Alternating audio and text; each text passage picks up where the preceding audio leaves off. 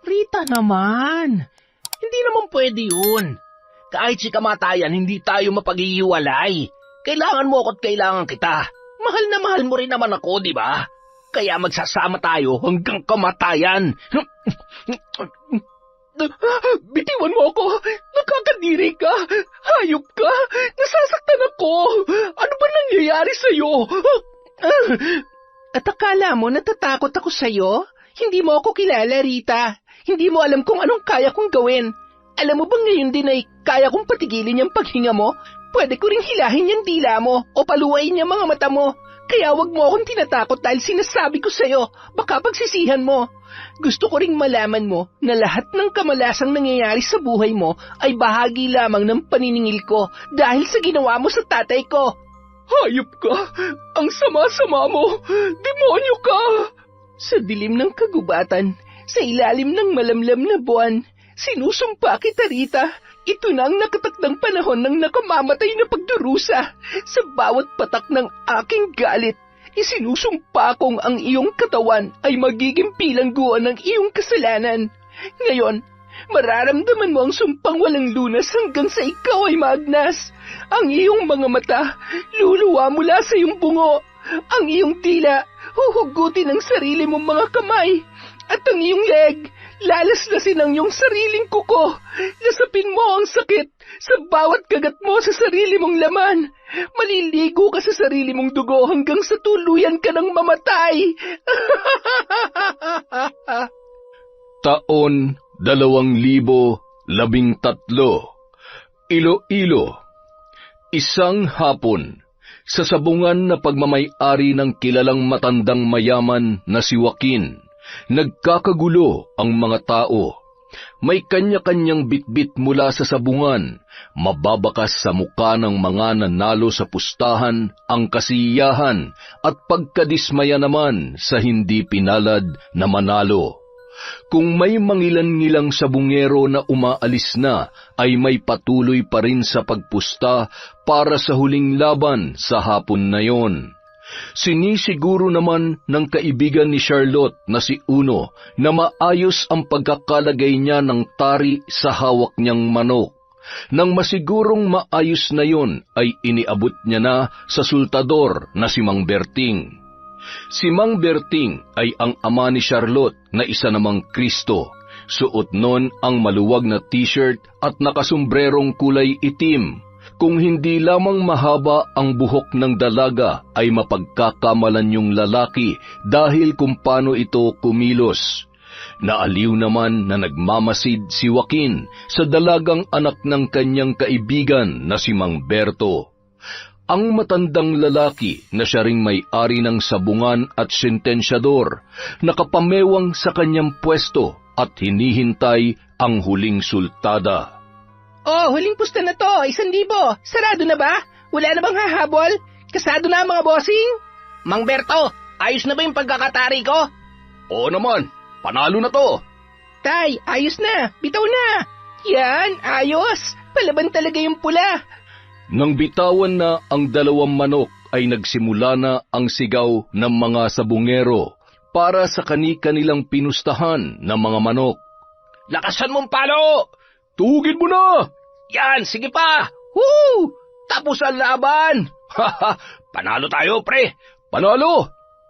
Lintik naman, oh! Mukhang tagilid ang manok ko. Malas ko ngayon. Sayang, mayayari na naman ako sa misis ko nito. Wala na! Bagsak ang puti!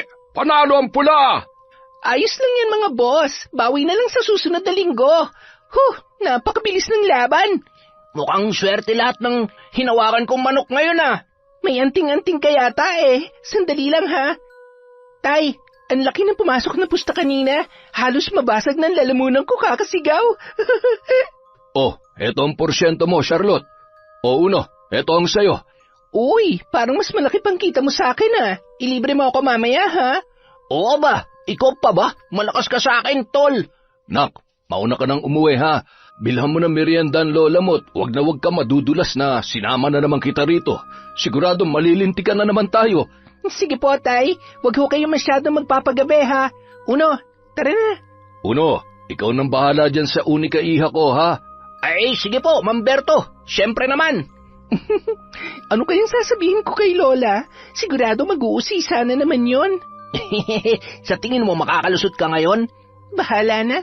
Teka, libre mo naman ako ng palamigo. Kanina pa ako nang uuhaw eh. At saka, bibili din pala ako ng merienda para kay Lola. Di lalo ka niya mabubuking na galing ka sa sabungan. Hindi naman siguro magsusumbong yung suma na galing tayo dito. Halos paubos na rin ang paninda ng mga nagtitinda ng sari-saring kakanin at maiinom dahil sa dami ng mga taong naroroon. May mangilan-ngilang napapakunot noo kapag nakikita ang dalagang Kristo. Pambihira tong si Berto. Tingnan mo nga yan, nag-iisa lang ang anak niya tapos itinulad pa sa kanya. Kaya nga tisay pa naman din pero kung kumilos at manamitay, talaga namang para nangang lalaki. Mas malaki pa nga dyan sa palitong kasama niya. Kaibigan niya pala. Napangisi na lamang ang magkaibigan nang mapansin ang mga taong nakatingin sa kanila. Ano pong balita? Bago po ba yan? Matapos bumili ay nagpatuloy na ang dalawa sa paglalakad. Nakasabayan pa nila ang ilang mga sabungero na papauwi pa lamang at may kanya-kanyang pinag-uusapan hanggang sa makarating sila sa tapat ng bahay ni Don Joaquin. Charlotte! Hi, Charlotte, hindi Charlotte. Suntukin kaya kita. Alam mo naman na ganito ako magsalita eh. Ano ba yan? Wag na nga. Sandali lang. Halika, dito tayo. Ano ba? Kailangan natin magtago dito. Kahapon kasi, may nakita ako pagdating ko dito. Hindi ko alam kung namamalik mata ba ako o talagang totoo yung nakita ko. Pero si Marco kasi, yung mayabang na tauhan ni Don Joaquin, nakita ko siya tapos yung chick si Babe ni Tanda na laging magkasama sa bayan. Tapos kahapon nagtukaan. Ikaw ha? Kung ayaw mo mapahamak, itiko mo yung bibig mo. Huwag ka rin gumagawa ng kwento. Alam mo, nahawahan ka na ng mga tsismosang tindera sa sabungan. Halika na, at baka mapagkamalan pa tayong magnanakaw sa ginagawa natin. Hindi nga ako nagsisinungaling. Ayun, tingnan mo, di ba si ano yun? Ay, umuwi na nga tayo. Aray, oo na. Pambira naman makakalas ang balikat ko sa lakas ng pagkakahila mo eh. Bakit ka ba kasi nang mamadali? Natatay na kasi ako eh. Mukhang nasira ata yung tiyan ko sa palamig na binili natin. Pambira naman Kadalaga mong tao kung utot kang baho. Bakit? May mabango bang utot? Yung utot mo ba mabango? Huwag ka nang sumagot. Itiko mo na lang yung bunganga mo dahil mas mabaho pa yan kesa sa utot ko. Hindi naman Kakatoothbrush ko lang kaya nung isang araw. Samantala. Nakatulog ako. Anong oras na ba? Ay, lintik. Siguradong pauwi na si Joaquin. Marco, gumising ka. Bumangon ka na dyan. Rita naman. Pagkatapos mo akong pagurin, ngayon, ay... Kapag hindi ka bumangon dyan, malilintikan tayong dalawa. Magmadali ka na. Ano bang kinakatakot mo? Kapag nahuli niya tayo, sa tingin mo ba, may magagawa pa siya? Baka atakihin na yung sa puso kapag nalaman niya na... Marco naman Gusto ko lang mag-ingat. At saka, hindi natin alam kung anong kaya niyang gawin kapag nalaman niya ang tungkol sa atin. Ay, oo na. Pero, sa tingin ko, hindi pa naman darating yun, kaya... Halos mag-iisang taon na ring nagsasama sina Rita at Joaquin. Pinapaniwala niya ang matanda na tapat at totoo ang pagmamahal at pag-aalagang ipinapakita niya rito. Lingid sa kaalaman ni Don Joaquin na ang isa sa kanyang pinaka-pinagkakatiwalaang tauhan ay totoong karelasyon ng kanyang kinakasama. Matagal nilang pinagplanuhan yun. Bukod sa mayaman kasi si Don Joaquin ay wala rin yung asawa o anak man lamang na magmamana sa mga ari-arian nito. Samantala, lakad-takbo na ang ginawa ng magkaibigan para makarating sa bahay ni na Charlotte. Patay, mukhang nakakunot noon na si Lola Esther hindi na ako tutuloy Siguradong hinihintay na rin ako ni Lolo. Sige na, ako nang bahala sa lola kong... Oh, buti naman at naisipan mo pang umuwi. Saan ka nang galing, ha? Sumama ka na naman ba sa sabungan? Nasaan ang magaling mong ama? Anong oras na? Malapit na lumubog ang araw, tsaka mo pa lamang naisipang umuwi, ha? Oh, ayan kasi, inubutuloy kayo. Huwag na po kayong magalit. Bumili lang naman po ako ng merienda. Lola, tingnan niyo po ito, oh. Hindi po ba? Paborito niyo tong suman? Hindi mo ako madadaan sa pasuhol-suhol mo. Ano ka, gobyerno? Aray. Ay, teka. Ano nangyayari sa'yo? Bakit? Lola, sandali lang po. Hindi ko na po talaga kayang pigilan to. Taing-taing na po talaga ako, Lola. Teka lang po, Ay, Diyos ko. Hindi ko na alam kung paano ko babaliin yung mga kalokohang ipinamana sa iyo ng tatay mo. Amang mahabagin, nagkaka-wrinkles na ata ako sa pagiging pasaway ng batang ito. Bilisan mo dyan at mag-uusap pa tayo. Ay, Lola talaga. Dito na lang kaya ako matulog sa banyo. Mukhang non-stop na naman ang bunganga niya. Tay, uwi ka na. Kailangan kong tulong niyo. Wala na bang mas masungit pa sa lola ko? Ay, ang sakit talaga ng tiyan ko. Grabe. Saan kaya nanggaling yung tubig na ginamit sa palamig? Samantala, idinaan naman ni Mang Berto si Don Joaquin sa bahay nito sakay ng isang tricycle. Inalalayan pa noon ang paika-ikang matandang lalaki na nakatungkod sabay iniabot ang bayad sa driver ng tricycle. Mula nang magbinata si Mang Berto ay talagang malapit na siya kay Don Joaquin. Nabuo ang pagkakaibigan nila dahil sa pareho nilang hilig sa pagsasabong. Siya rin ang katiwala sa sakahan at nyugan na pagmamay-ari ng matanda. Maging ang lupa na kinatatayuan ng kanilang bahay ay pagmamay-ari din ni Don Joaquin. Kaya ganoon na lamang ang pagmamalasakit niya para sa matanda. Tumuloy ka muna, Berto. Magkwentuhan muna tayo. Dito ka na lang maghapunan. Siguradong nagluto si Rita. Ay, buti na lamang naisipan ko pa mag-asawa dahil kung nagkataon ay walang mag-aalaga sa akin. Hindi naman ako may pagluluto ng mga alaga kong manok. Sa edad niyo pong yan, dapat lang talaga na may kasama at may nag-aalaga na sa inyo. Pero huwag naman sana yung iniiputan kayo sa ulo. Ay, kawawang matanda. Alam mo, Berto, maswerte ka dahil may anak ka. Siguradong may mag-aalaga sa iyo kapag mahina ka na rin katulad ko. Oo, tama ho kayo. Pero may mga pagkakataon ho na hinahanap-hanap ko pa rin ang pag-aalaga ng misis ko. Ay, ilang taon na rin ang nakalipas pero hindi po pala madali. Mula nang mawala siya, ewan ko ba, ang dami na nagbago lalo na sa anak naming si Charlotte. Ipinagbukas ni Mang Berto si Don Joaquin ng gate na naglikha naman ng malakas na ingay. Napabalikwas naman sa higaan si Marco at Rita nang marinig yun, na sinabayan pa ng malakas na kahol ng mga aso. Magbihis ka na, bilisan mo. Doon ka na sa kusina dumaan. Sabi ko naman kasi sa'yo, tumakbo ka na. Pwede ba huwag mo nga ako sinisisi? Bye! Mwah! Bukas ulit, ha? Oo na, sige na, umalis ka na. Bahagyang ipinuyod ni Rita ang kanyang buhok at nagmamadaling inayos ang higaan sa kanilang kwarto. Sweetheart, nandito na ako. Nandiyan na, sweetheart. Sandali lang. Maupo ka muna, Berto. Habang nakaupo sa sala ang dalawa, ay siya namang labas ni Rita mula sa kwarto. Sweetheart, kumusta? Napagod ka ba? May kasama ka pala. Sandali lang at magtitimpla lang ako ng maiinom ninyo. Bakit parang pawis na pawis at pagod na pagod ka yata? Naglinis kasi ako sa kwarto natin at saka ewan ko ba, maalinsangan ng panahon at pawisin naman talaga ako, hindi ba?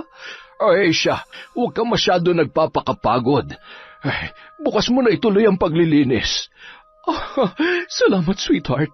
O siya, maiwan ko muna kayo. Napakunot noon naman si Mang Berto nang makita ang kakaibang ikinikilos ng babae. Halata kasing kinakabahan at may kung anong sinusulyapan yon sa may labas ng bintana na hindi naman niya makita mula sa kanyang kinauupuan. Habang nasa kusina si Rita at nagbibihis naman si Don Joaquin, nakaramdam ng alinsangan si Berto kaya tumungo muna siya sa may balkonahe. Napangisi siya nang makita ang lalaki na hindi pa tuluyang nakakalabas ng tarangkahan. "Marco, nagmamadali ka yata. Saan ka pupunta?" Ay, buwisit. Kahit kailan napaka-epal talaga ng hinayupak na to. Napadaan lang. Pupunta lang ako sa Manukan. Nandyan na ba si boss? Oo, kararating lang namin. Papunta ka pa lang sa Manukan, pero yung pawis mo daig pang tandang na natalo sa sabong Baliktad pa nga yata yung damit mo Ang dami mo naman napapansin, Mang Berto. Nagmamadali kasi akong umalis sa bahay, kaya... Berto, halika na. Oh, Marco, nandito ka pala. Sisilipin ko lang ho yung Manukan natin, boss. Babalik na lang ho ako mamaya. Siya, sige. Salamat. Napakasipag din nitong si Marco. Halika na sa kusina, Berto, at doon tayo magkwentuhan habang nagluluto si Rita ng hapunan. Ngumiti sabay sumunod si Berto sa matanda na noon ay nagtataka pa rin sa ikinikilos ni Marco. Lalo lamang nadagdagan ang paghihinala niya na totoo nga ang naririnig niyang usap-usapan tungkol sa relasyon nito kay Rita. Dahil sa hindi matapos-tapos na kwento ng matandang lalaki ay inabot na ng gabi bago pa tuluyang nakapagpaalam si Mang Berto. Pag-uwi niya sa bahay, kasalukuyan namang nagluluto ng hapunan si Aling Esther. Hindi pa rin natatapos yon sa pagsasalita at pagpapangaral sa kanyang apo na si Charlotte na noon ay nakakailang balik na sa banyo. Yan na nga kasi ang sinasabi ko. Kung pumirmi ka lamang dito sa bahay, hindi sana masisira yan tiyan mo. Oh, nandito ka na pala, Berto. Buti naman at naisipan mo pang umuwi. Tingnan mo yung anak mo. Namimilipit sa sakit ng tiyan. Hindi ba't binalaan na kita? Talaga namang hinayaan mo na maging Kristo na sabungan ng anak mo. Kaya wala man lamang interes na bumalik pa sa pag-aaral dahil sa kalokohan mo. Nay, minsan lang naman yan. Parang hindi nyo naman kilala yung apo nyo. Ilang beses ko na rin kinumbinsi na bumalik sa pag-aaral yan, kaya lang ayaw niya talaga Huwag na lang natin pilitin. Masaya naman siya sa ginagawa niya. Masaya? Babae ang anak mo, hindi lalaki.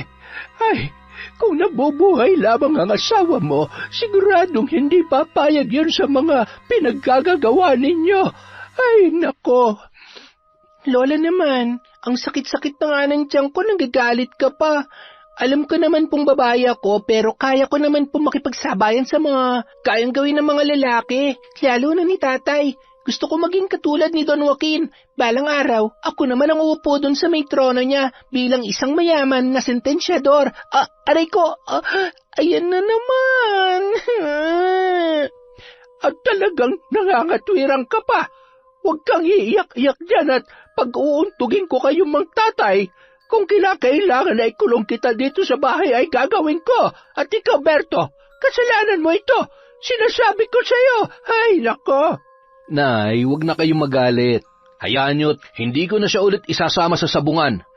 Nak, ayos ka lang ba? Kaya pa? Opo, kaya ko pa naman.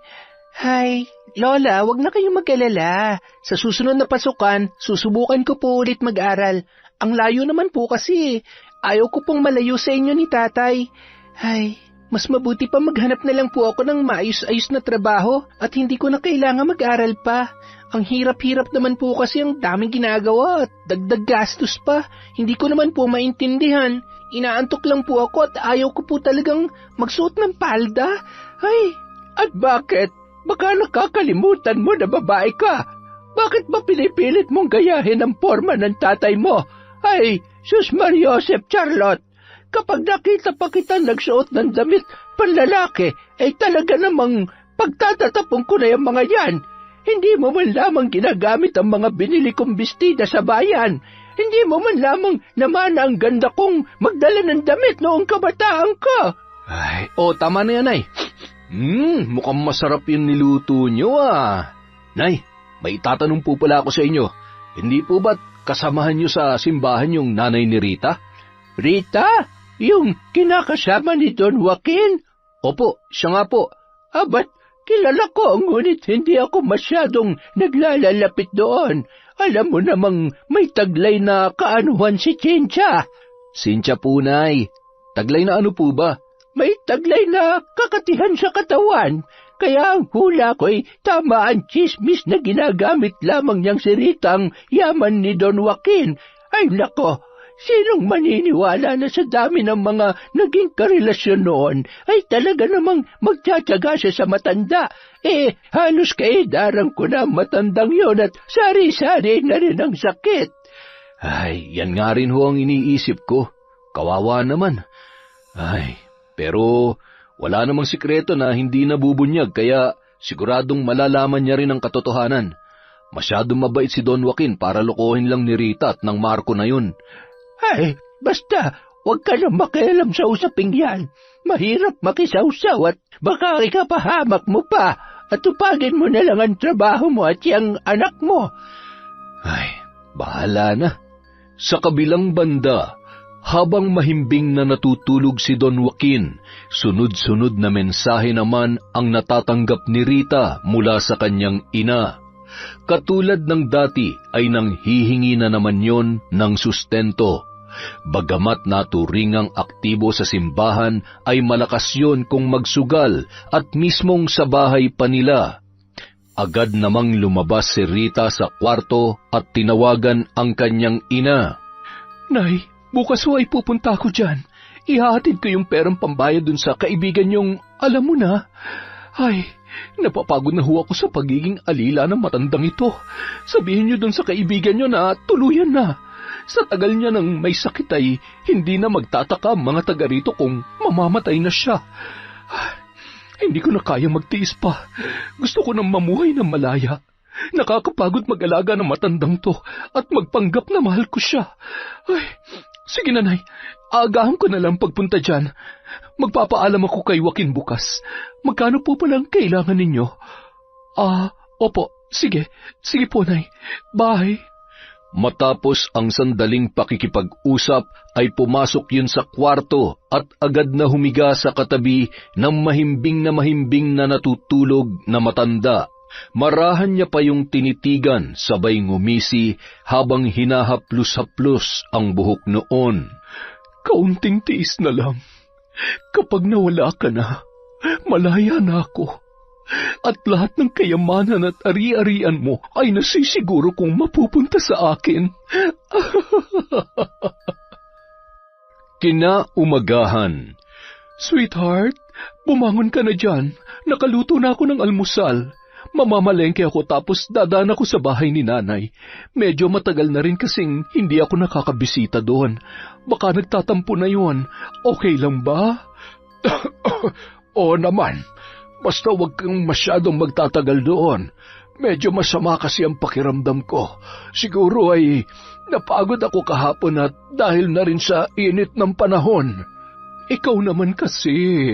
Sabi ko naman sa iyo hindi na makakabuti sa kalusugan mo ang pagpunta sa sabungan. At saka pwede namang ipaubaya mo na lamang kay Marco o di kaya dun sa kaibigan mong si Berto. Pero di hamak na mas mapagkakatiwalaan naman si Marco dahil bukod sa masipag ay talaga namang nakikita ko kung gaano siya kapursigido sa pagtatrabaho. Parte na ng buhay ko ang sabungan kaya hanggat kaya ko pa ay... O siya, ikaw ang bahala. Basta ngayon kailangan mo na mag-almusal muna, ha? Pagkatapos ay magpainit ka sa labas para hindi na lumalay ang ubo mo. Ibinili din kita ng gamot. Matapos kumain ng agahan ay agad namang inabutan ni Don Joaquin ng malaking halaga si Rita para sa pamamalengke at pambili ng kanyang gamot. Nakakaipon si Rita dahil inaabutan siya ng matanda para sa kanyang mga personal na pangangailangan. At dahil nakikita ni Don Joaquin ang sakripisyo ng kanyang kinakasama sa pag-aalaga sa kanya, ni minsan hindi sumagi sa isip nito na may masamang plano ang babae o di kaya naman ay maniwala sa sinasabi ng ilan sa mga kaibigan niya na pineperahan lamang siya ni Rita. Sa katunayan, madalas niyang ipinagtatanggol ang babae na siya ring dahilan kung bakit mas pinili niya na lamang iwasan ang kanyang mga kaibigan na naging tutol sa kanyang naging pasya. Kinagabihan, sunod-sunod ang pag-ubo at pagdaing ni Don Joaquin sa kanyang kwarto habang nagluluto ng hapunan si Rita at pasimpleng kausap sa text si Marco. Nagkukunwaring abala at hindi naririnig ang pagdaing ng matanda. Rita! Bigyan mo ako ng tubig! Hindi ko may galaw ang paa at ang likod ko. Aray ko!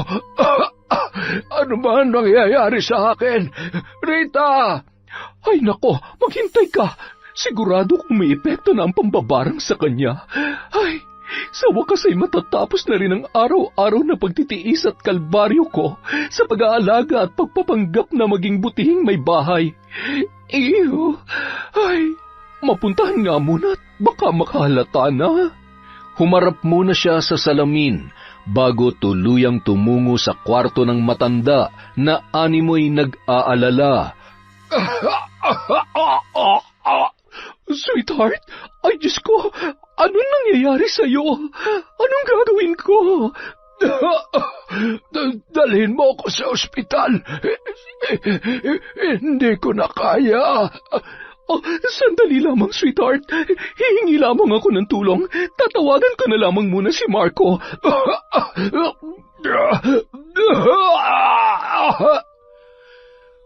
Hawak ni Joaquin ang naninikip na dibdib at itinuro niya ang kanyang cellphone na nakapatong sa tukador na animoy may gustong tawagan nung mga oras na yon. Hindi naman na pinansin pa ni Rita ang nais ipahiwatig ng matanda. Tumungo yun sa kusina at nagmamadaling tinawagan si Marco. Marco, pumunta ka dito, dali. Bilisan mo. Kailangan nating dalhin sa ospital si Tanda. Mamamatay na yata. Oh, bakit? Ano na naman ang ginawa mo? Nilason mo na ba? Baka naman nag-iinarte lang yan. Basta, pumunta ka na rito ngayon din. Ay, oo, sige na, pupunta na. Matapos makausap si Marco, nagmamadali yung bumalik sa kwarto para ihanda ang mga gamit na dadalhin nila sa ospital. Sandali lang, sweetheart, ha? Paparating na si Marco. Dadalhin ka namin sa ospital. Lakasan mo ang loob mo at huwag mo akong iiwan, ha? Huwag ka mag-alala. Gagaling ako at magsasama pa tayo ng matagal. Nang gabi ring yun, isinugod nila si Don Joaquin sa ospital. Pagdating sa naturang ospital ay bigla namang umayos ang pakiramdam ng matanda. Makalipas ang 3 araw ay pinalabas din yon ng doktor matapos lumabas ang maayos na resulta ng mga pagsusuri na isinagawa para sa kanya. Ngunit ilang oras lamang matapos makalabas kung ano-ano na naman ang idinadaing na sakit noon. Bigla na lamang namaga ang buong katawan at nagsisimula ng magkaroon ng malalaking pigsa sa iba't ibang parte ng katawan ng matandang lalaki. Nang malaman ni Berto ang tungkol sa kalagayan ni Don Joaquin, ay agad niya yung pinuntahan sa bahay nito. 6:00 ng umaga pa lamang kaya nagulat siya nang madatnan si Marco at si Rita sa balkonahe na wari masayang-masaya pang nagkakape at nagkukwentuhan. Magandang araw, Rita. Gusto ko sana makita at kumustahin ang kalagayan ni Don Joaquin. Tinawagan niya kasi ako kahapon at... Bakit? Marunong ka na rin ba manggamot ngayon, Ma'am Berto? Pwede ba? Huwag kang sumasabat. Hindi naman ikaw ang kinakausap ko eh. Siya nagpapunta sa akin dito kaya wala kang karapatang questionin yon. Ikaw, hindi ba dapat nasa manukan ka na? Tuloy ka na sa loob, Mamberto. Nasa kwarto siya, natutulog pa rin yata. Pinapunta ko na si Marco dahil paliliguan namin siya mamaya.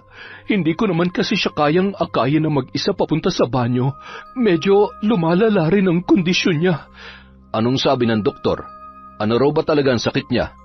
Ay, yan nga ang pinoproblema ko Dahil hindi naman matukoy ng mga doktor ang sakit niya. Maayos naman ang resulta ng huli ko siyang pinatingnan. Hindi ko na nga alam ang gagawin Awang-awa na ako kay Sweetheart. Parang tinudurog ang puso ko kapag nakikita ko siyang nahihirapan. Baka hindi naman talaga doktor ang kailangan niya. Minsan kasi may mga karamdaman na hindi maipaliwanag. Kung hindi masuri ng doktor ay siguradong may ibang malalim na dahilan. Baka, Mamberto, tinatakot mo lang lalo si Rita Sige na, puntahan mo na at maya-maya paliliguan na namin siya. Marami pa akong trabaho na asikasuhin. Huwag ka mag-alala, Marco. Sandali lang naman ako. Napakasipag mo naman talaga. Sa sobrang sipag mo, mukhang pati mga hindi dapat asikasuhin ay inaasikaso mo na. Nagkatinginan na lamang sina Rita at Marco dahil sa sinabing yon ni Mang Berto. Nakaramdam ng pamumula ng pisngi ang dalawa na animoy tinamaan sa ibig sabihin ng lalaki. Nagpatuloy sa paglakad papasok ng loob ng bahay at tumungo sa kwarto ng matanda. Hindi naman makapaniwala si Berto nang makita ang kalagayan ni Don Joaquin. Berto, salamat at dinalaw mo ako. Si Rita, nasaan siya? Don Joaquin, hindi po biro ang kalagayan niyo ngayon. Huwag niyo po sanang mamasamain pero sa tingin ko po ay kailangan niyong magpatingin sa albularyo. Ilang beses ko na rin sinabi yan kay Rita dahil pakiramdam ko ay pinaglalaruan ako ng kung anong masamang nilalang. Hindi na ako halos makatulog sa gabi sa sobrang sakit na nararamdaman ko at pakiramdam ko ay lalo ako nanghihina. Tingnan mo nga ang mga sugat ko. Pakiramdam ko unti-unti na akong nabubulok na parang bangkay. Tulungan mo ako, Berto. Gusto ko pa mabuhay. Huwag kayong mag-alala. Tutulungan ko po kayo. Aalamin natin kung sino may gawa nito sa inyo. Malakas ang hinala ko na binabarang kayo, Don Joaquin. Kaya mag-iingat kayo sa mga taong pinagkakatiwalaan nyo. Hindi lahat ng taong akala natin ay nagmamalasakit sa atin, totoo. Huwag kayong magpapatalo sa awa at pagmamahal mo sa mga taong nakapaligid sa inyo.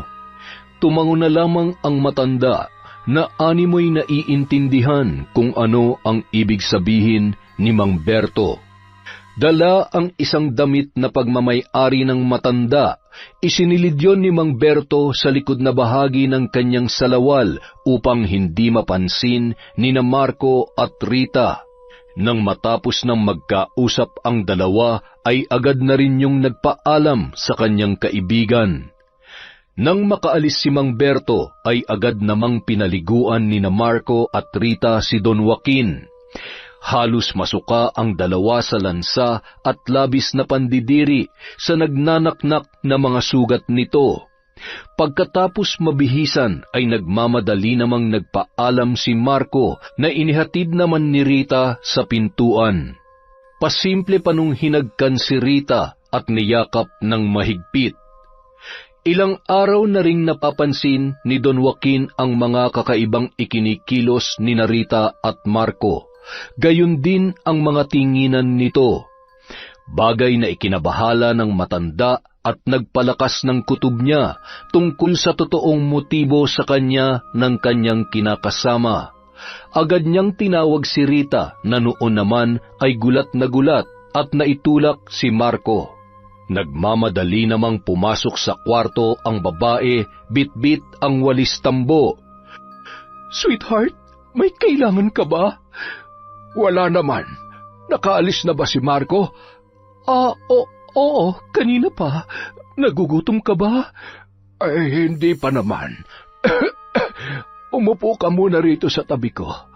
May sasabihin lamang ako sa'yo. Sige, ano yun? Rita, minahal mo ba talaga ako? Sweetheart naman, sa tingin mo ba sa loob ng ilang buwan na nating pagsasama ay hindi kita minahal? Kulang pa ba ang pag-aalaga ko sa iyo para pagdudahan ng pagmamahal ko? Kung mahal mo ako, handa ka bang pakasal sa akin sa kabila ng aking kalagayan? Ha? Sweetheart, sa ngayon ang isipin muna natin ay kung paano ka mapapagaling. Pero kung talagang gusto mo akong pakasalan, bakit naman hindi? Kung yan ang tanging paraan para mapatunayan ko sa iyo na mahal kita, sige, magpakasal tayo. Kapag pinakasalan mo ko, lahat-lahat na meron kay siguradong mapupunta na sa akin. Hindi na ako makapaghintay pa, mahal ko. Kapag nalaman ko na may kinalaman ka sa lahat na nangyayari sa akin, pagsisisihan mo ito. Pagbabayarin kita, Rita. Magbabayad ka. Kayo ng lalaki mo. Nang makarating si Mang Berto sa kanilang bahay, ay mababakas ang lungkot sa mukha nito. Tay, okay lang po ba kayo? Ay, oo nga naman. Ano ba't parang pasan mo ang buong daigdig sa problema mo? May nangyari po bang masama kay Don Joaquin? Kumusta po siya? Sa totoo lang ay malubha ang kalagayan niya. Hindi pangkaraniwang sakit ang dumapo sa kanya. Sa tingin ko ay binabarang po siya, Nay. Kung makikita niyo lamang ang kalagayan niya, ay talaga namang mahahabag kayo at... Ay, naku. Binabarang? Napakabuting tao ni Don Joaquin. Matulungin at wala naman tayong kakilala na nakaalitan niya. Sino naman ang walang pusong gagawa noon sa kanya? Yun nga din po ang iniisip ko at gusto kong malaman. Kailangan natin malaman kung sino nagtatangka sa buhay niya. Nay, ano bang klaseng tingin yan? Umayos ka, Berto. Huwag mo sabihin na... Nay, sige na. Kung mapapagaling niyo siya, hindi lamang buhay niya may liligtas natin. Malakas kasi ang kutob ko na posible pong... Ay, huwag ka muna mambibintang. Kailangan muna natin makasiguro. Pero paano ko siya gagamutin? Kung totoong hinala mo na si Rita ang siya may kagagawan, hindi niya yun hahayaang maggamot ng kahit sinong albularyo. Kailangan nating makakuha ng... Ayan, Nanay. Sinabi ko rin kay Don Joaquin na tutulungan natin siya, kaya... O siya, sige na. Ako na ang bahala. Ikaw naman, Charlotte, samahan mo ako mamaya na manguha ng mga dahon na kakailanganin natin sa ritual. Sige po, Lola. Lola, turuan mo po kaya ako manggamot at mambarang para naman po kapag wala na kayo ay ako na manggagamot sa mga taga rito. At saka para maturuan ko rin ang leksyon ng may masasamang loob katulad na lamang nung nambabarang kay Don Joaquin. Ayan, dumali ka na naman. Akala mo maganyan lamang kasimple ang gusto mo mangyari? Hindi madali ang pagiging albularyo at aralin ang aklat ng karunungan. Magbubukas ang iyong mga mata at isipan sa kasamaan at paggamit ng kapangyarihan. Kapag natutunan mo ito, marami itong kapalit, Apo. Maraming pwede mangyari na hindi mo inaasahan. Hanggang sa tuluyan ka na maging bihag ng hindi pangkaraniwang kapangyarihan. Isang malaking responsibilidad at sinusumpaan ang kaakibat ng bawat taong nagtatangan ng kakaibang kaalaman. Ay, kaya ko po yan, Lola. Isa pa, wala namang imposible kung gugustuhin ko. Alam niyo po, palagi ko ring napapaniginipan na magiging magaling daw akong albularyo at marami akong matutulungang tao. Tsaka, Lola? Lola, nasan na yun? Nilayasan ka na ng lola mo. Kinakausap mo kasi kung saan ka naman nakatingin. Ay, si Lola talaga. Ano tay, sa tingin mo, kaya ko rin yung mga ginagawa ni Lola, no? Oo naman, anak. Ikaw pa ba? Anak kita at alam ko kung gaano ka kahusay. At isa pa, hindi ka naman matitiis ng lola mo. Salamat, tay. The best ka talaga. Lahat para sa iyo, anak. Basta huwag kang mapapahamak. Kung saan ka masaya, susuportahan kita. Siya nga pala, huwag ka na munang sasama sa sabungan, ha? May punto naman ang lola mo. At saka, Pinag-uusapan na ako ng mga... Yung mga pangit na tindera sa sabungan, Tay. Narinig ko nga rin po yun. Huwag kayong mag-alala, patutunayan ko sa kanila na nagkamali sila ng iniisip tungkol sa akin. O siya, sige na anak. Pupunta muna ako sa palayan. Ingat po kayo. I love you, Tay. Tulungan mo na dito ang lola mo, ha? Sige po. Lola, ako na pong bahala magwalis dyan. O siya, tapusin mo na ito at magluluto na muna ako. Lola? Ano na naman? Charlotte, tantanan mo ako kung ayaw mong mahambalos kita nitong hawak kong walis. Ay, napakasungit talaga. Napapailing-iling na lamang si Lola Esther papasok sa kusina at nilingon muli ang kanyang apo. Ramdam niya na may potensyal ang dalaga sa nais nito, bagay na labis niya namang kinatatakutan dahil alam niya kung gaano kadelikado ang maaaring mangyari kay Charlotte. Lahat ng pasakit at pagsubok dahil sa pagyakap niya sa itim na karunungan ay naranasan niya na, bagay na ayaw niyang mangyari sa kanyang apo. Ang pagkamatay ng dalawa niya pang anak at asawa ay bunga ng paggamit niya ng itim na kapangyarihan. Hindi ko maaatim na pagdaanan mo ang lahat ng pasakit na dinanas ko, Apo, dahil sa kagustuhan kong gumanti sa mga naging babae ng lolo mo. Ay, magiging mas ligtas ka kung mananatiling sarado ang iyong kaalaman tungkol sa pambabarang. Bandang 5:00 ng hapon ay papauwi na sa bahay ang maglola. Dala ang iba't ibang dahon na kinuha nila mula sa kinatatayuan ng luma nilang bahay. Marami kasing tanim na iba't ibang halaman na karaniwang ginagamit ni Lola Esther sa panggagamot noong aktibo pa yon bilang albularyo sa baryong yon. Lola, hugasan ko pa po ba tong luyang itim at lubigan? May sinabi ba ako na pakialaman mo mga yan? Wala po, pero gusto ko lamang pong makatulong sa inyo. Tsaka, pwede po ba akong manood habang... Hindi! Pumunta ka muna doon sa kaibigan mong si Uno. Babalik ka lamang kapag sinundo na kita. Naiintindihan mo? Kapag ako natutong mambarang, kayong una kong paparangin eh. May sinasabi ka ba? Wala po. Ang daya niyo naman, Lola eh. Dapat nga... Huwag mo nga akong pinangungunahan, Charlotte. Alam ko kung ano nararapat sa'yo. Maiintindihan mo rin ako pagdating ng tamang panahon. Kaya huwag ka nang magpumilit sa mga bagay na hindi pwede. Hindi lang naman pwede kasi ayaw nyo. Isa pa, Charlotte. Paduduguin ko talaga yung uso mo. Napabuntong hininga na lamang ang dalaga, sabay lumabas sa pinto ng kanilang kusina at umupo sa may upuan sa may puno ng mangga. Ay, kung ayaw niyo akong turuan, gagawa ni lamang ako ng paraan para... Tama! Maya-maya, nakita niya nang isinasara ni Lola Esther ang pinto at sinenyasan na siyang umalis muna dahil magsisimula na yon sa kanyang ritual. Matapos kumuha ng tuyong bunot ng nyog at nilagyan yon ng ilang pirasong uling, sabay sinindihan yon at nilagay ang dinikdik na itim na luya, tagpipitong dahon ng madre de cacao at atis. Nagpakulo din yon ng tubig at nilagyan ng dahon ng pandan at anonas.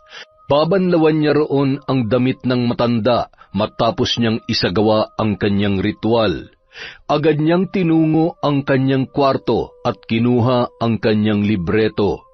Pinagpag niya pa yon sabay binuksan ang isang kwadradong kahon na naglalaman ng mga gamit niya sa panggagamot at ang isa namang sisidlan na kulay itim ay naglalaman ng mga kagamitan sa pambabarang.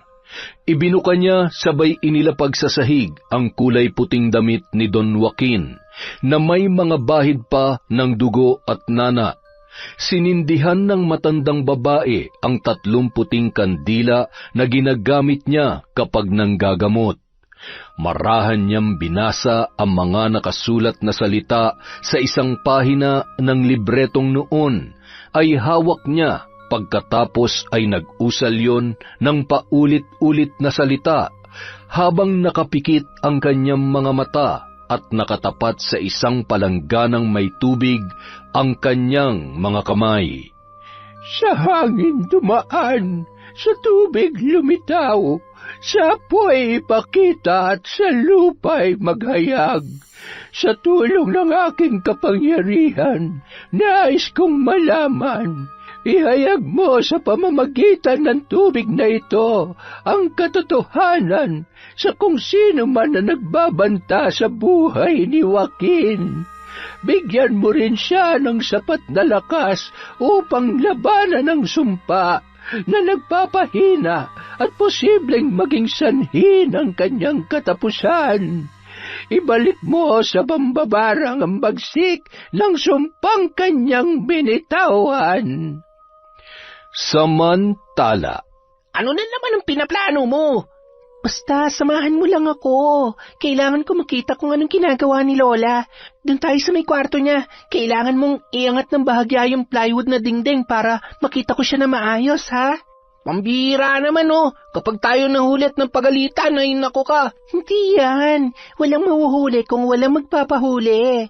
Halika na. Dali! dahan-dahang naglakad ang magkaibigan at sinunod naman ni Uno ang utos sa kanya ni Charlotte.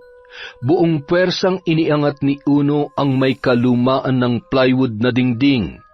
Doon ay nakasilip naman si Charlotte. Pinagmamasdan at inaaral ang bawat kilos ng kanyang lola Esther. Sinasabayan pa noon ang bawat pagbuka ng bibig ng matanda habang nanginginig naman ang mga payat na braso ni Uno na noon ay ngalay na ngalay na.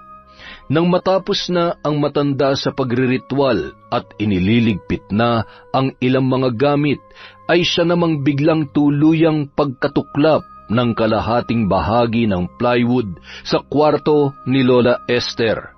Sa lakas ng puwersa ay tumilapon ng dalawa, sabay tumakbo nang marinig ang sigaw ng matanda na noon ay galit na galit. Saan kayo pupunta? Pumasok kayo dito, bilisan niya! Ayan kasi, Charlotte naman kasi. Kahit kailan talaga pahamak ka. Ikaw naman kasi. Masyado mo naman nilakasan yung pagkakahila kaya nasira tuloy. Nahuli tuloy tayo. Dati naman na kasi marupok yun eh. Ano?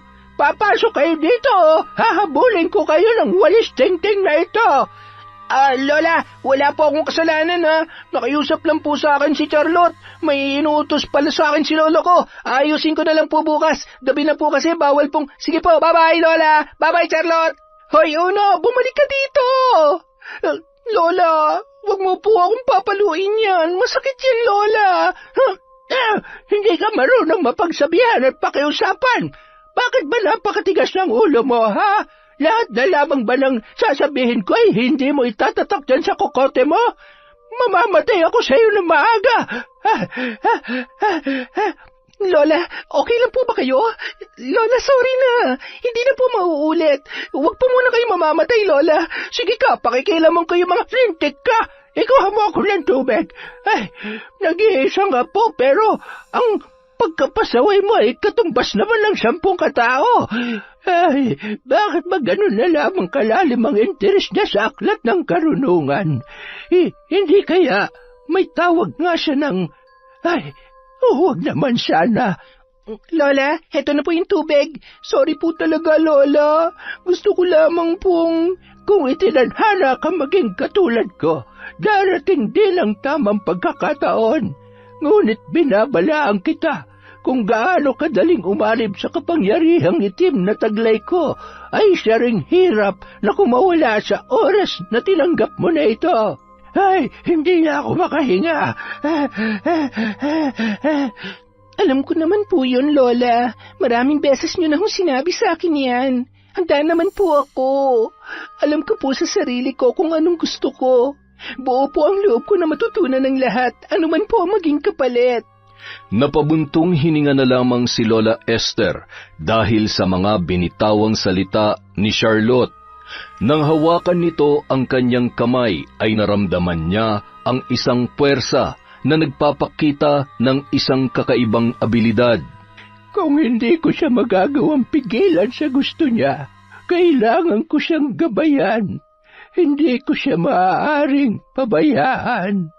Bandang 8:00 ng gabi, maagang nakatulog si Charlotte at nananatiling nakaupo naman si Lola Esther sa mesa sa kusina habang hinihintay ang kanyang anak na si Mang Berto. Maya-maya, dumating na rin yon, bitbit ang isang sako na may lamang nyog at gulay mula sa bukid. Buti naman at nandito ka na. Tama ang hinala mo. Si Rita, ang nanay niya, at maging si Marco ay may alam din sa mga nangyayari kay Joaquin. Ang ikinaganda ay nagawa kong pagalingin ang karamdaman niya at ibalik yon sa mambabarang na may gawa ng sumpa. Ano na ang plano mo ngayon? Kailangan malaman ni Don Joaquin ang katotohanan. Nasa sa kanya lamang ang pagpapasya sa kung anong nararapat kay Rita at sa walang hiyang Marco na yun. Mga ahas sila, wala silang awa. Kinabukasan, maagang pinuntahan ni Mang Berto kasama ang anak na si Charlotte, ang matanda. Maganda na ang pakiramdam noon at bigla na lamang nawala ang mga sugat niya sa katawan.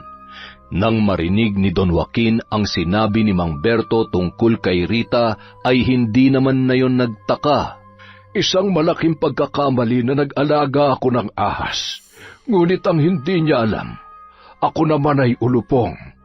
Gagapang siyang muli palabas sa bahay na ito. Mga hayop, mga taksil. Anong nangyayari dito? Anong ginawa niya sa sweetheart ko? Bakit siya nagagalit? Ay, wag ka nga. Wala kaming ginagawa ni tatay. Baka ikaw. Hala ka, umamin ka na kasi... Ano bang pinagsasasabi mo? Babaeng amoy suka? Hoy, ganito lang ako manamit pero hindi hamak na mas maganda at mabango ko sa'yo. Ikaw na umalingaso ang buong pagkatao sa kasamaan. Akma sanang sasampalin ni Rita si Charlotte nang biglang bumangon si Don Joaquin at kinaladkad si Rita palabas ng bahay. Lumayas ka rito at wag ka nang babalik pa. Alam ko na ang kahayupan at kataksilang ginagawa mo sa akin. Pasalamat ka't may natitira pa akong awa sa'yo dahil kung hindi baka napatay na kita. Bitiwan niyo siya. Ano ba nangyayari? At paanong... Magaling na kayo? Nasaan yung mga... Hindi ka makapaniwala na sa isang iglap ay magaling na ako, no? Hindi pa hihintulutan ng Diyos na magtagumpay ang mga demonyong katulad ninyo. Pagkatapos ng lahat ng kabutihan ko sa inyo, nagawa niyo pa akong pagtaksilan. Mga hayop! Wag na kayong aapak pang muli sa lupain ko kung ayaw niyong pasabugin ko yung bungo niyo. Magsama kayo, mga taksil! Sweetheart, maawa ka. Wala akong ginagawang masama. Nagsisinungaling lang sila para magkasira tayo. Mga hayop kayo, may araw din kayo sa akin. Joaquin! Rita, halika na! Bitiwan mo ako. Ano ba? Joaquin, nakikiusap ako. Makinig ka naman sa akin. Joaquin! Wala nang nagawa pa si Rita, lalo na nang makita niya ang galit sa mga mata ng matanda. Kaya labagman sa kanyang kalooban ay umiiyak at nakatulalang naglakad na lamang yon pauwi sa bahay ng kanyang ina kasama ni Marco na noon ay nagngingit-ngit pa rin sa galit. Alam mo, kasalanan to ng hayop na Berto na yun eh. Masyadong pakialamero. Hindi na ba siya nakontento sa ari-arian ng matanda na pinapakinabangan niya at pati yung diskarte natin pinakikialaman niya pa? Sinira nilang buhay natin. Kailangan nating gumanti. Hindi ako papayag na mauwi sa wala lahat ng sakripisyo ko. Alam mo kung wala lang naman si Mamberto, wala tayong magiging problema eh.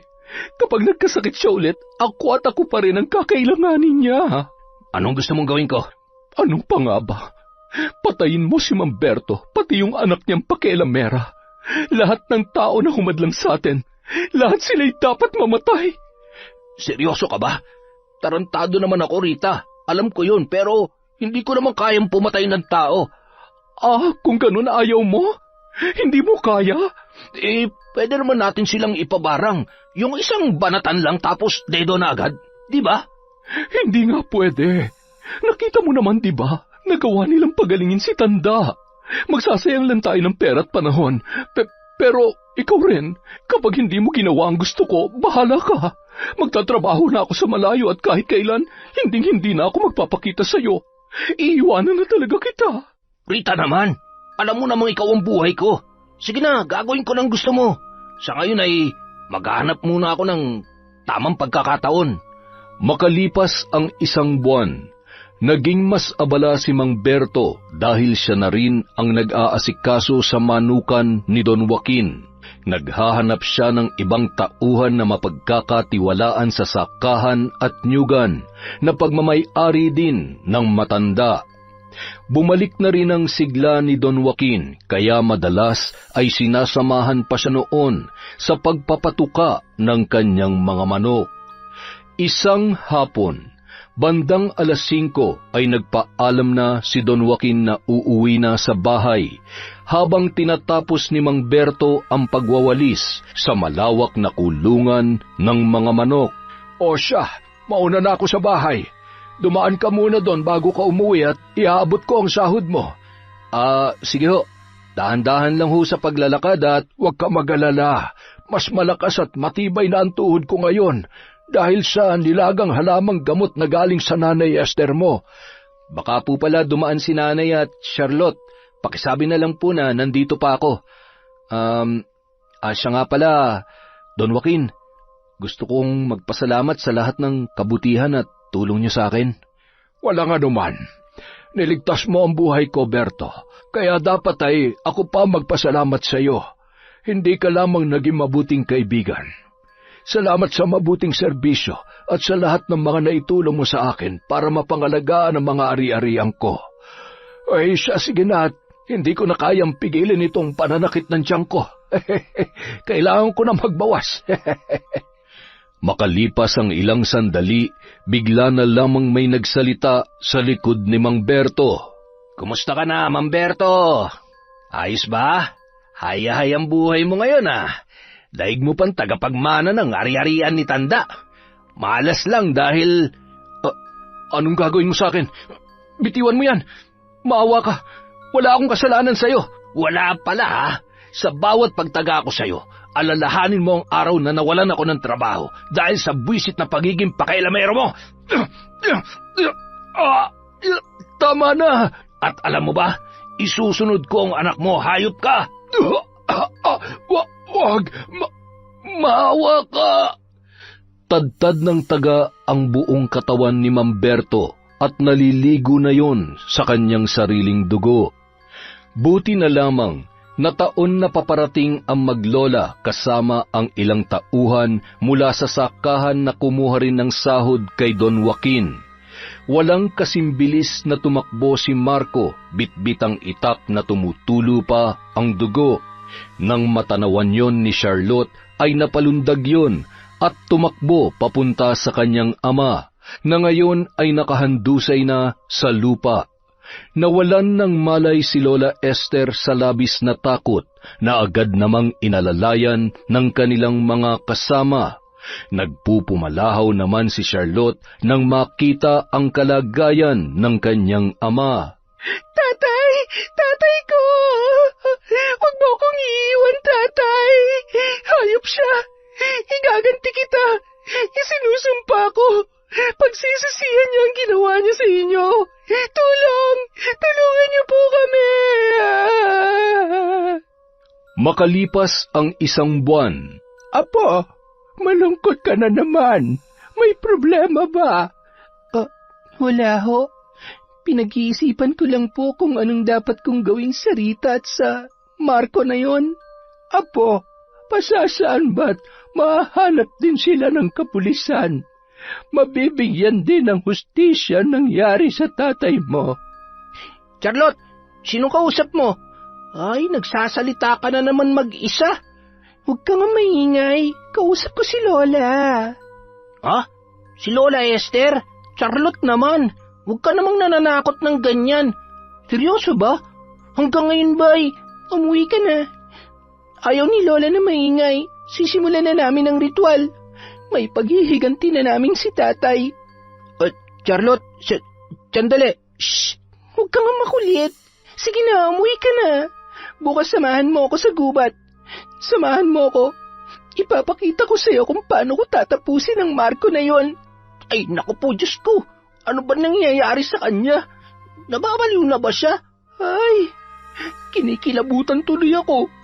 Hindi kaya pinakailaman niya yung mga gamit ni Lola Esther kaya siya nagkakaganyan? Pagsapit ng 6:00 ng gabi. Lola, panuorin niyo ako. Sabihin niyo lamang po kung tama ba ang ginagawa ko. Sabi ko naman sa inyo, di ba? Magiging makapangyarihan at mahusay namang babarang ako. Sa pagkakataong to, wala silang takas sa paniningil ko sa kanilang kasalanan. Magpatayan kayo! Magpatayan kayo at mabulok sa impyerno! Samantala, ano? Ganito na lamang ba talaga tayo? Hanggang kailan tayo magtatago? Wala na tayong makain. Kasalanan mo to eh. Hindi ka kasi nag-iingat. Napakagarapal mo. Pwede ba? Huwag mo nga akong sisihin. Unang-una, ikaw nagplano ng lahat ng to. Sinunod ko lang naman lahat ng gusto mo ah. Alam mo, para hindi na tayo magsisihan, mas mabuti pang mamatay na lang din tayong dalawa. Hindi na nila tayo mahahanap at hindi na tayo makukulong pa. Eto, ang itak na to ang susi sa lahat ng problema natin. Tingnan mo nga itong katawan ko. Sa tingin mo, gugustuhin ko pa mabuhay? Daig ko pa nagnas na patay. Pinagpipiestahan ng langaw. Nababaliw ka na ba? Ayaw ko pa mamatay. Kung gusto mong mamatay, magpakamatay ka mag-isa mo. Total hirap na hirap ka naman na dyan sa sarili mo. Wala ka talagang silbi kahit kailan. Magpakamatay ka na. Akala mo pipigilan kita? Asa ka? Rita naman, hindi naman pwede yun. Kahit si kamatayan, hindi tayo mapaghihiwalay. Kailangan mo ko at kailangan kita. Mahal na mahal mo rin naman ako, di ba? Kaya magsasama tayo hanggang kamatayan. Bitiwan mo nga ako. Nakakadiri ka. Hayop ka. Nasasaktan ako. Ano ba nangyayari sa'yo? Matapos itulak ni Rita si Marco at mabitawan ang hawak noong matalim na bagay ay nagmamadali namang dinampot yon ni Rita. Sige, subukan mo lumapit. Hindi ako magdadalawang isip na tagain ka. Tatagain mo ako? Talaga ba, Rita? Sige, subukan mo. Subukan mo. Sorry. Marco, patawarin mo ako. Ayaw ko na. Pagod na ako. Nay! Halos mawala na sa katinuan ang babae. Nanginginig ang kamay at maraming bahid ng dugo na tumakbo at naghanap ng tricycle na masasakyan pauwi sa kanilang bahay. 10:00 ng gabi, tahimik na ang mga kabahayan. Papasok pa lamang noon si Aling Cynthia mula sa sugalan. Nagulat na lamang siya nang biglang may yumapos sa kanyang likuran. Nay! Oh, anong ginagawa mo rito? Umalis ka na ngayon din. Idadamay mo pa talaga ako sa kalokohan mo? Ayaw ko makulong. Isa pa, wala akong anak na kriminal. Umalis ka na! Pero, Nay, wala na akong mapupuntahan. Nay, parang awa niyo na. Nang mawalan ng malay ay wala nang nagawa pa si Aling Cynthia, kundi ang tulungan ang kanyang anak. May ilang mga residente ang nakasaksi at agad namang ipinaalam sa pulisya ng barangay ang nangyari, dahilan para tuluyan ng maikulong si Rita.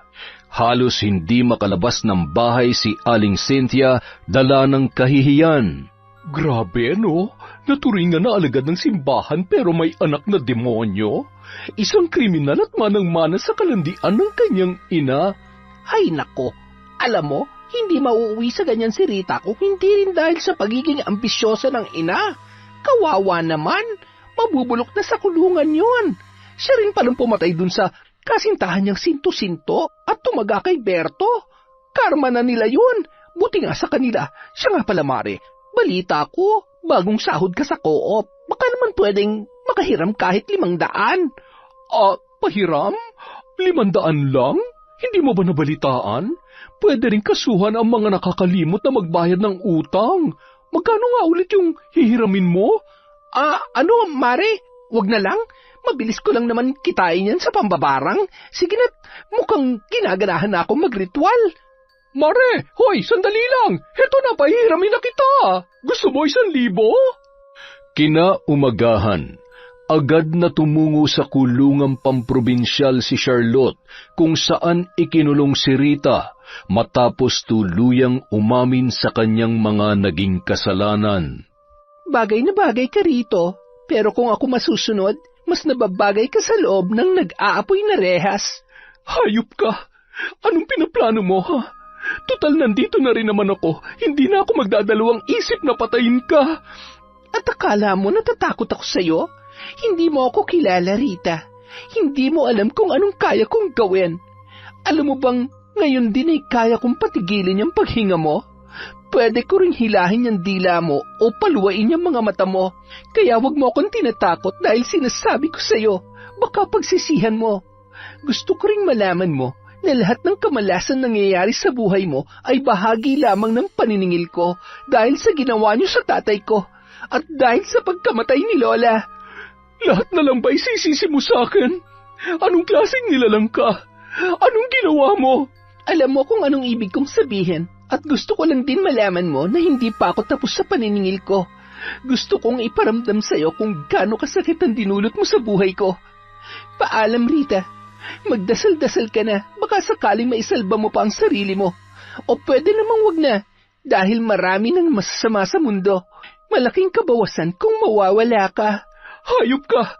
Ang sama-sama mo! Demonyo ka! Parang ikaw din naman. Bye! Baka may gusto kang ihabilin sa pinakamamahal mong ina. Paano ba yan? Mukhang hindi na kayo magkikita pa. Ako na lang ang saktan mo. Huwag mo nang idamay ang nanay ko. Charlotte! Charlotte! Nang sumunod na araw, umagang-umaga, bitbit ni Charlotte ang isang kumpul ng bulaklak na kulay puti at kandila. Tao po! Tao po! Ay, walang tao. Sige na nga, iiwanan ko na lang to dito. Maya-maya, mula sa di kalayuan, nakatanaw si Charlotte habang pinapanood ang noon ay takot na si Aling Cynthia na dinadampot ang bulaklak at kandila. Natanawan pa siya noon sabay kinawayan at ngumisi ang dalaga. Bigla na lamang yung bumulong sa hangin at kasabay noon ay ang biglaang paninikip ng dibdib ng babae. Napahawak pa yon sa pinto hanggang sa tuluyan ng natumba at nalagutan ng hininga. Kahit na magwala ka pa sa galit, wala ka nang magagawa pa. Ngayon mararamdaman mo na ang sakit na nararamdaman ko sa pagkamatay ni Lola. Kinagabihan, nakarating na rin kay Rita ang malungkot na balita. Nay, patawarin niyo ako. Kasalanan kong lahat ng ito. Kung may babalik ko lang ang oras at panahon, sana... aray! Bakit parang... nahihirapan akong huminga? Ano nangyayari sa akin? Sa kabilang banda... Ano na naman bang ginagawa natin dito? Charlotte naman eh. Hindi ba pwedeng sa bahay ka na lang magritual? Tara na, umuwi na tayo. Ayon sa aklat na ito, nagiging mas malakas kami pagsapit ng 12:00, lalo na kapag kabilugan ng buwan. Huwag ka nang anduwag, maupo ka lang dyan. Kapag ako nagalit, tatahiin ko yung bibig mo. Ito na, tatahimik na. Aray, Malamok? Diyos ko po naman, sa dami na magiging kaibigan ko, mambabarang pa talaga. Matapos ilapag ang kulay puting tela sa gitna ng kakahuyan at sinindihan isa-isa ang mga kandila, nagsimula ng umusal ng mga kakaibang salita habang nakabuka ang mga kamay at nakapikit. Ilang sandali lamang ay ramdam na ni Uno ang pagbabago ng ihip ng hangin. Nagtataasan ang balahibo ng binata sa buong katawan. Gustuhin niya mang pigilan si Charlotte sa ginagawa nito ay hindi niya magawang makapagsalita at kumilos nung mga oras na yun. Sa dilim ng kagubatan, sa ilalim ng malamlam na buwan, sinusumpa kita, Rita. Ito na ang nakatakdang panahon ng nakamamatay na pagdurusa. Sa bawat patak ng aking galit, isinusumpa kong ang iyong katawan ay magiging bilangguan ng iyong kasalanan. Ngayon, mararamdaman mo ang sumpang walang lunas hanggang sa ikaw ay magnas.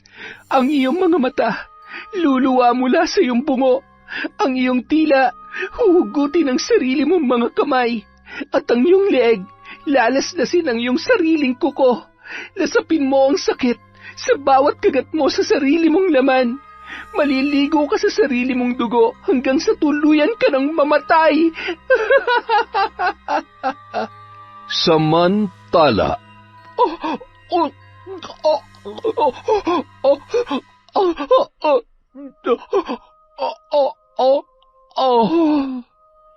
Grabe! Anak ng putya naman! Mukhang may tama nga sa utak ang babaeng yan para gawin niya yan sa sarili niya. Ay nako, patay na yata. Kadiri! Hoy! Tingnan niyo nga to! hindi makapaniwala ang mga kasamahan sa selda na wala man lamang nagawa para pigilan si Rita sa pagpatay sa kanyang sarili.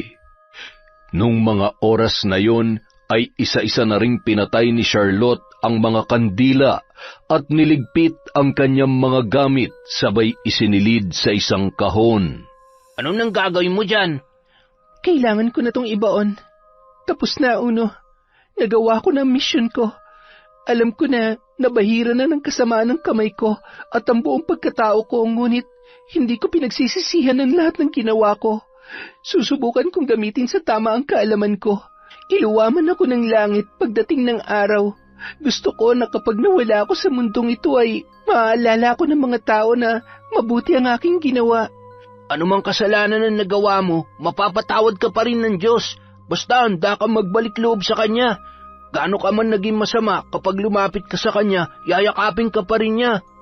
Charlotte, sabi ni Don Joaquin, gumaganda na ang lagay ng tatay mo. Naniniwala ako na magkakasama pa kayo ng matagal. Sana nga, Uno. Miss na miss ko na si tatay. Siguradong malulungkot siya kapag nalaman niya na wala na si Lola. Sana magising na siya. Pagod na ako mag-isa, Uno. Masaya naman kami dati, pero hanggang ngayon, hindi ko pa rin maintindihan kung bakit kailangan mangyari ang lahat. Sa kagustuhan namin tulungan si Don Joaquin, si tatay naman ang napahamak. Walang mali sa ginawa ng tatay mo. Natural, magkaibigan sila, kaya magdadamayan sila. Ang may kasalanan ay yung mga taong may masasamang loob, katulad ni Rita at ni Marco. Mga wala silang awa at lalong wala silang puso. O bakit? Huwag mo sabihin na nagsisisi ka na sa... Hindi naaalala ko lang si Lola. Pakiramdam ko kasi nawala siya nang wala man lamang akong pabaon na masayang alaala. Puros kaya sakit ng ulong ibinibigay ko sa kanya. Lahat na lang ng ayaw niya ginagawa ko. Masama ba ako nga po? Hindi alam ko naman na kahit pasaway ka, mahal na mahal mo siya eh. Pero alam mo, kung talagang gusto mo pa siyang mapasaya, pwede mo pa namang gawin yung mga bagay na gusto niya kahit wala na siya. Salamat, Uno. Buti na lang may kaibigan ako na tulad mo. Pasensya ka na, ha? Alam ko na... Huwag ka mag-alala, kahit anong mangyari, nandito lang ako. Magkaibigan tayo. At masaya ako na maging parte ng mga kalokohan mo. At pati na rin kung paano mo lalampasan ang mga problema mo. Aray! Ay, tara na nga, umuwi na tayo. Sandali lang, may sasabihin ako sa'yo. Ha? Charlotte, wag mo naman akong tinititigan ng ganyan. Wag mo akong hahalikan. Hindi ako nag-toothbrush kanina. At saka, tanga, bakit naman kita hahalikan? Sira ka talaga. Ay, hawakan mo tong kahon. Ako na maghuhukay at baka makalas pa yung braso mo. Ay, ganyan kasi yung mga napapanood ko sa Hindi tayo talo. Babae rin ang gusto ko. Ha? Seryoso ka ba? Huwag naman, Charlotte. Hindi mo ba naalala na gusto ng lola mo na magsuot ka ng bestida? Paano mo gagawin yun kung... Ay, ang daming sinasabi. Nagbibiro lang ako, babae ako. Sayang ang ganda ko kung... basta, tsaka na natin pag-usapan yan at... Ay, naantok na tuloy ako. Matapos maibaon ang gamit sa pambabarang at ang aklat ng karunungan, ay agad na ring naglakad pabalik ang magkaibigan pauwi sa kanilang bahay. Kinabukasan, maagang nagising si Charlotte. Nakatingin sa bubong ng kanilang bahay at inaalala ang mga panahon na buhay pa ang kanyang lola. Kasama niya rin ang kanyang tatay Berto. Hindi niya maiwasang maluha dahil sa labis na kalungkutan. Hindi niya rin alam kung kailan niya makakasamang muli ang kanyang ama na nasa Maynila. Doon yon ipinagagamot ng kaibigan nitong si Don Joaquin dahil sa kinailangan niyong ilipat sa Maynila upang masiguro na maisasalba pa ang buhay noon. Naghihintay lamang sila ng tawag mula kay Don Joaquin tungkol sa kalagayan ng kanyang ama. Diyos ko, alam ko pong makasalanan ako at wala akong karapatang humiling ng kahit ano. Pero sana, makasama ko pa po si tatay. Sana makabalik pa siya ng buhay. Maya-maya, napabalikwas siya nang marinig ang ingay mula sa labas ng kanilang bahay. Marahan niyang pinakikinggan ang mga pamilyar na boses. Dali-dalin tumakbo palabas ang dalaga. Don Joaquin, nakabalik na po kayo. Nasaan po si tatay? Pasensya na, Iha. Ano kasi, Hindi. Huwag niyo sabihin patay na ang tatay ko. Hindi maaari. Hindi totoo yan. Kailangan ko si tatay. Kailangan ko siya. Iha, hindi pa patay ang tatay mo. Kaya ako nandito para sunduin kita dahil gusto kong doon na kayo tumira sa bahay ko. Doon ay may nurse na mag-aasikaso sa kanya. Magaling na siya pero kailangan pa rin ng sapat na medical na atensyon. Sa dami ng operasyon na pinagdaanan niya ay hindi na manunumbalik sa normal ang buhay niya. Pero sa ngayon, makakausap mo na uli siya katulad ng dati. Salamat po sa tulong ninyo.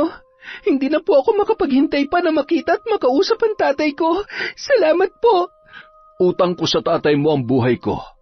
Sa inyo, kaya walang katumbas na kabayaran ang kabutihan niyo. Nakakalungkot lamang dahil nadamay pa siya, pati na rin ang lola mo. Huwag ka mag-alala. Ipinapangako ko na gagawin kong lahat upang maibigay ko sa iyo ang buhay na pinapangarap ng tatay mo para sa iyo, Iha. Pati na rin ang kaibigan mong si Uno. Wala naman akong mga anak at pamilya, kaya maghahanap na lamang ako ng may mabubuting puso na karapat dapat tulungan. Nabalitaan niyo na po ba nangyari kina Rita at Marco? Oo, Iha. Ni katiting na away, wala akong naramdaman.